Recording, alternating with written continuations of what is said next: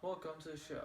Today we'll be talking about what people have brought to the world of what people have brought to the nation to the world of espionage and secrecy. We've invited three special guests, and we'll be starting off with Mary Elizabeth Bauer. Welcome to the secret meeting. Everything that you tell us will be told to the secret society, and we'll do our best to bring you to people's notice and knowledge. Thank you. This is a great honor. All right. So tell me about yourself. What do you do that helped us bring our great country to what it is today? I once started out as a slave to the Van Loo family. Mr. Van Loo was a very wealthy man, but he died soon. I was deemed a free woman, but I still wanted to work for them as a pay servant. Elizabeth Lou sent me to school and I was able to read and write, and when I came back, I met the love of my life. I see. I'm happy for you. Thank you. Anyway, I was approached by Elizabeth. She came to me with an offer of a brand new job, a life of espionage and secrecy for the Union to help stop the Civil War.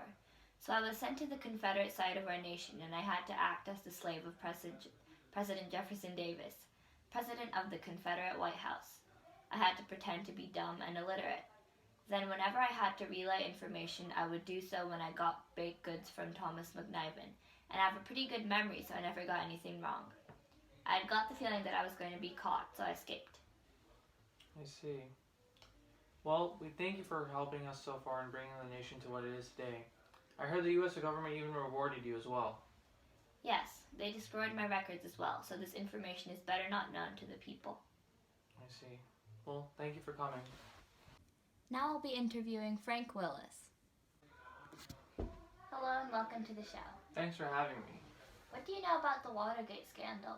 Actually, I was a watchman at the time, and I was just doing my nightly rounds around the building, and I noticed that there was something weird about it. When I was doing my nightly rounds, I noticed that there was tape on one of the doors, and I just assumed that it was one of the employees trying to make it easier for himself by walking in and out. So I took the tape off and just ignored it. And then after completing my nightly rounds, I came back to see if there was anything, like just do a last check, and I noticed that there was tape there again. So I started freaking out, and I called the police. And soon enough, I noticed that there were five guys were arrested there, and their names were Bernard L. Bucker, Virgilio Gonzalez, Eugenio Martinez, James W. Ford Jr., and Frank Sturgis. And soon enough, I was honored by the U.S. government, and I was even given a little bit of a high raise, but it wasn't really much. Thank you for coming. Hi, I'm James Armistead Lafayette.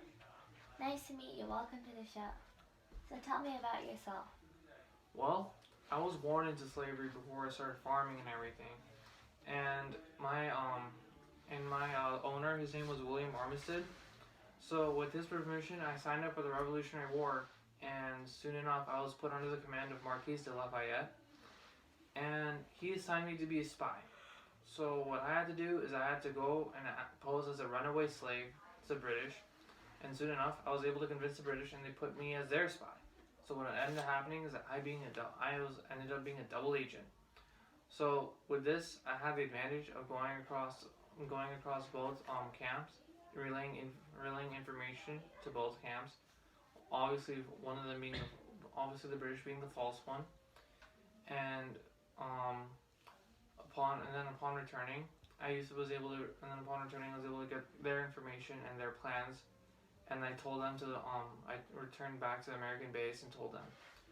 So I met the great leaders, Marquis de Lafayette and General George Washington, and with them I was able to help stop reinforcements. I was able to stop British reinforcements and able to surprise and cripple them with the French and American blockade. After my service was done, I was returned back to William Armistead, and with the legislation of Virginia, they told me I could be a free man because of the service I did for them.